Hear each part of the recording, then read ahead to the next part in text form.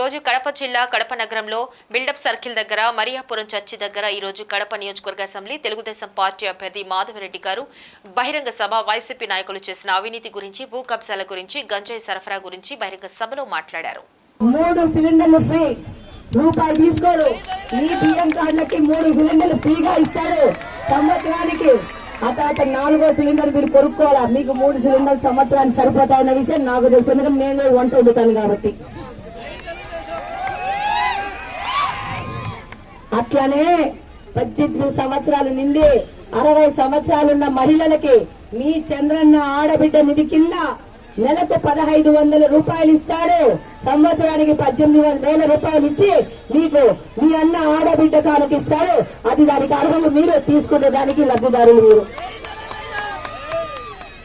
అలాగనే ప్రతి ఇంటికి ఇంకా నీళ్ళ కనెక్షన్ లేని ఇళ్ళకి నీళ్ళ కనెక్షన్ ఇచ్చి రక్షిత మంచినీటి కనెక్షన్ ఇచ్చే బాధ్యత మీ చంద్రన్నది.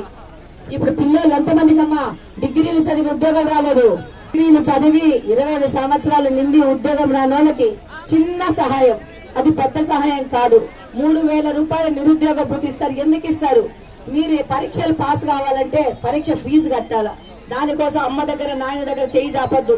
ఆ 3000 రూపాయల్లో నీ పరీక్ష ఫీజు 1700 2000 రూపాయలు ఉంటే కట్టి నువ్వు ధైర్యంగా నీ పరీక్షకు పోయి పరీక్ష రాసి ఉద్యోగం వచ్చే విధంగా ఉండడానికి 3000 రూపాయలు నిరుద్యోగ భృతి. లేకపోతే నీకు కియా పరిశ్రమలో ఉద్యోగం అప్లై చేసుకున్నావు, రా బాబు నేను ఇంటర్వ్యూ చేస్తానని అంటారు. అక్కడికి పోవడానికి రవాణా ఛార్జీలకి ఈ 3000 రూపాయలు వాడుకొని నువ్వు మీ అమ్మ నాన్న మీద విసిగించకుండా డిపెండ్ కాకుండా నువ్వు సొంతంగా ఉద్యోగం తీసుకునే విధంగా నీకు 3000 రూపాయల నిరుద్యోగ భృతి ఇస్తారు. ఈ లోపల 2-3 సంవత్సరాల్లో 20 లక్షల ఉద్యోగాల కల్పన చేసి రాష్ట్రంలోని యువతకు భరోసా ఇస్తూ ఉద్యోగాల కల్పన చేస్తాడు చంద్రబాబు నాయుడు గారు. అలాగనే కడప నగరంలోని మనకు కూడా కియా పరిశ్రమ లాంటి కార్ల ఫ్యాక్టరీ కానీ స్కూటర్ల ఫ్యాక్టరీ కానీ రావాలా? మనకు రావద్దా? మనం కాదా? మనకు కూడా కావాలా? కావాలంటే సైకిల్ కు ఓటేయాలా, మనం పోరాడాలా, తెచ్చుకోవాలా. తెచ్చుకొని మన పిల్లలు ఏ బెంగళూరుకో హైదరాబాద్ కో చెన్నైకో పోవాల్సిన అవసరం లేదు. ఇక్కడే పని చేయాలా, ఇక్కడే జీతాలు తెచ్చుకోవాలా, ఇక్కడే అమ్మ నాయనతో కలిసి బతకాలా. ఆ విధంగా మనం పని చేయాలి కడపలో. రేపు ఇలాంటి దొంగ మాస్టర్లు వద్దు మనకి. మన భూములు దోచుకుపోతారు, మన ఆస్తులు దోచుకుపోతారు, మన మట్టి దోచుకుపోతారు, మన ఇసుక దోచుకుపోతారు, మన మీదనే దాడులు చేస్తారు. ఈరోజు నా మీద 6 కేసులు పెట్టినారు.